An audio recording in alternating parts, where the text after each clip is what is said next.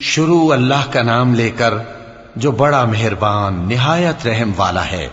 حامیم، اس کتاب روشن کی قسم کہ ہم نے اس کو ایک مبارک رات میں نازل فرمایا، ہم تو خبردار کرنے والے ہیں۔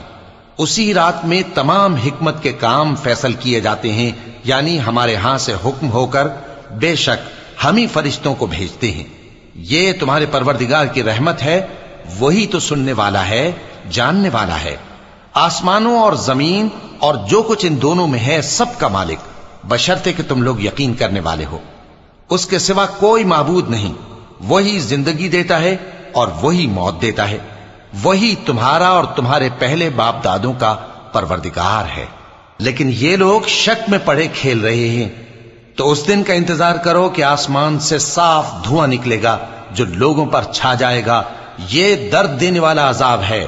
اس وقت وہ کہیں گے کہ اے پروردگار، ہم سے اس عذاب کو دور کر، ہم ایمان لاتے ہیں۔ اس وقت ان کو نصیحت کہاں مفید ہوگی، جبکہ ان کے پاس پیغمبر آ چکے جو ہمارے احکام کھول کر بیان کر دیتے تھے۔ پھر انہوں نے ان سے منہ پھیر لیا اور کہنے لگے، یہ تو سکھایا پڑھایا ہوا ہے، دیوانہ ہے۔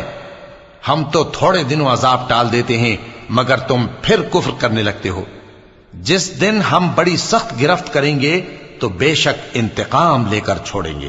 اور ان سے پہلے ہم نے قوم فرعون کی آزمائش کی اور ان کے پاس ایک عالی قدر پیغمبر آئے جنہوں نے یہ کہا کہ اللہ کے بندوں یعنی بنی اسرائیل کو میرے حوالے کر دو، میں تمہارا امانت دار پیغمبر ہوں، اور اللہ کے سامنے سرکشی نہ کرو، میں تمہارے پاس کھلی دلیل لے کر آیا ہوں، اور اس بات سے کہ تم مجھے سنگسار کرو، میں اپنے اور تمہارے پروردگار کی پناہ لے چکا ہوں، اور اگر مجھ پر ایمان نہیں لاتے تو مجھ سے الگ ہو جاؤ۔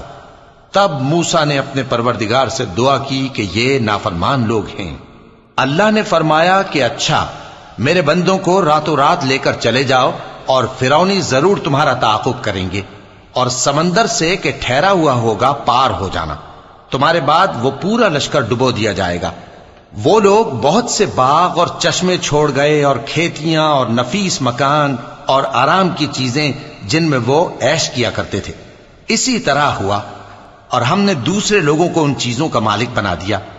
پھر ان پر نہ تو آسمان اور زمین کو رونا آیا اور نہ ان کو مہلت ہی دی گئی، اور ہم نے بنی اسرائیل کو ذلت کے عذاب سے نجات دی، یعنی فرعون سے۔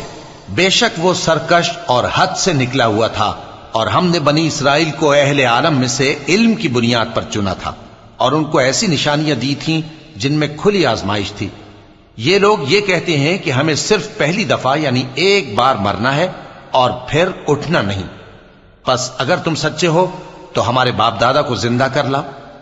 بھلا یہ اچھے ہیں یا تبا کی قوم اور وہ لوگ جو ان سے پہلے ہو چکے ہیں؟ ہم نے ان سب کو ہلاک کر دیا، بے شک وہ گناہگار تھے۔ اور ہم نے آسمانوں اور زمین کو اور جو کچھ ان میں ہے اس کو کھیل کے لیے نہیں بنایا، ان کو ہم نے تدبیر سے پیدا کیا ہے، لیکن اکثر لوگ نہیں جانتے۔ کچھ شک نہیں کہ فیصلے کا دن ان سب کے جی اٹھنے کا وقت ہے، جس دن کوئی دوست کسی دوست کے کچھ کام نہ آئے گا اور نہ ان کو مدد ملے گی مگر جس پر اللہ مہربانی کرے۔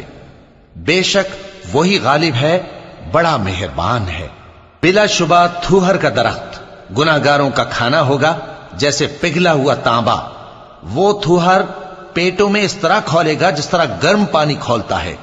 حکم دیا جائے گا کہ اس کو پکڑ لو اور کھینچتے ہوئے دوزخ کے بیچوں بیچ لے جاؤ، پھر اس کے سر پر کھولتا ہوا پانی اونڈیل دو کہ عذاب پر عذاب ہو۔ اب مزہ چکھ، تو بڑی عزت والا اور سردار تھا۔ یہ وہی دوزخ ہے جس میں تم لوگ شک کیا کرتے تھے۔ بے شک پرہیزگار لوگ چین کے مقام میں ہوں گے، یعنی باغوں اور چشموں میں باریک اور دبیز ریشم کا لباس پہن کر ایک دوسرے کے سامنے بیٹھے ہوں گے۔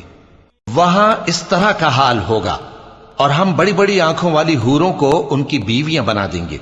وہاں امن و اطمینان سے ہر قسم کے میوے منگائیں گے اور کھائیں گے، اور پہلی دفعہ کے مرنے کے علاوہ موت کا مزہ پھر نہیں چکھیں گے، اور اللہ ان کو دوزخ کے عذاب سے بچا لے گا۔ یہ تمہارے پروردگار کا فضل ہے، یہی تو بڑی کامیابی ہے۔ ہم نے اس قرآن کو تمہاری زبان میں آسان کر دیا ہے تاکہ یہ لوگ نصیحت حاصل کریں۔ پس تم بھی انتظار کرو، یہ بھی انتظار کر رہی ہیں۔